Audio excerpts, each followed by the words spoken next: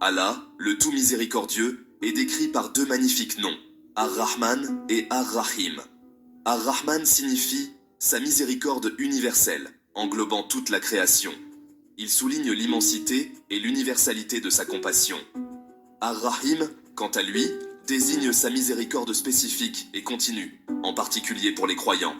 Il met l'accent sur son amour profond et durable pour ceux qui suivent sa guidance. Ar-Rahman et Ar-Rahim ne sont pas simplement des attributs d'Allah. Ils sont son essence même. Ils témoignent de son amour et de sa sollicitude infinie pour tous les êtres, quelle que soit leur foi ou leurs actions. Cette miséricorde divine est la source de tout bien et de toute bénédiction, dans ce monde et dans l'au-delà. C'est une lueur d'espoir pour ceux qui recherchent son pardon et sa guidance.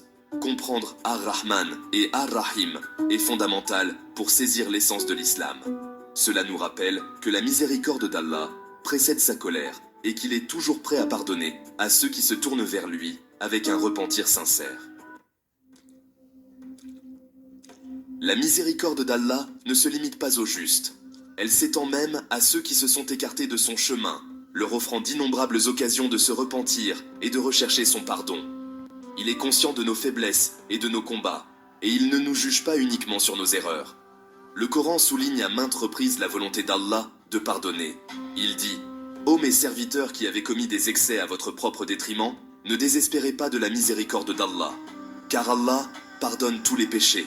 Oui, c'est lui le pardonneur, le très miséricordieux. » Coran 39-53. Ce verset nous rappelle avec force que, peu importe à quel point nous nous sommes éloignés, la porte de la miséricorde d'Allah est toujours ouverte. Sa miséricorde se manifeste dans les bénédictions quotidiennes que nous tenons souvent pour acquises, l'air que nous respirons, la nourriture que nous mangeons et l'amour que nous ressentons.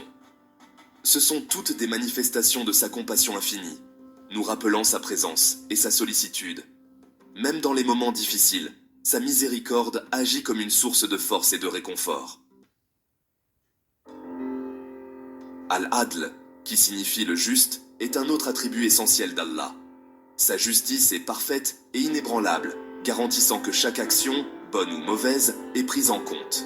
Cette justice divine ne se limite pas à l'au-delà, elle est également visible dans ce monde. Nous sommes témoins de la justice d'Allah dans l'équilibre de la nature, les conséquences de nos actions et l'établissement de lois qui régissent le comportement humain. Lorsque nous agissons avec droiture, nous récoltons les fruits de nos bonnes actions, et lorsque nous transgressons, nous en subissons les conséquences. Ce système de responsabilité nous rappelle constamment sa justice et nous encourage à rechercher la droiture. Cependant, la justice d'Allah ne se résume pas à la punition. Il s'agit aussi d'équité et d'impartialité. Il n'impose à aucune âme une charge supérieure à sa capacité, et il récompense chaque bonne action, aussi petite soit-elle. Cette compréhension de la justice divine devrait nous inspirer à agir avec intégrité et compassion envers les autres. Le Coran regorge d'histoires qui illustrent magnifiquement l'équilibre entre la miséricorde et la justice d'Allah. L'histoire d'Adam, A.I.S., en est un exemple. Lorsqu'Adam, A.I.S., a désobéi au commandement d'Allah, il a été tenu responsable de ses actes. Cependant, Allah, dans son infinie miséricorde, a accepté le repentir d'Adam, A.I.S., et lui a pardonné. Cette histoire nous enseigne que bien qu'Allah soit juste et qu'il nous tienne responsables de nos actes, sa miséricorde est toujours plus grande que nos péchés. Elle souligne l'importance du repentir sincère et de la recherche de son pardon. Une autre leçon importante que nous tirons des récits coraniques est que la miséricorde et la justice d'Allah ne s'excluent pas mutuellement, elles sont intimement liées. Sa miséricorde n'est pas une autorisation à pécher, et sa justice n'est pas une cause de désespoir. Au contraire, elles agissent en harmonie pour nous guider vers la droiture et le salut ultime.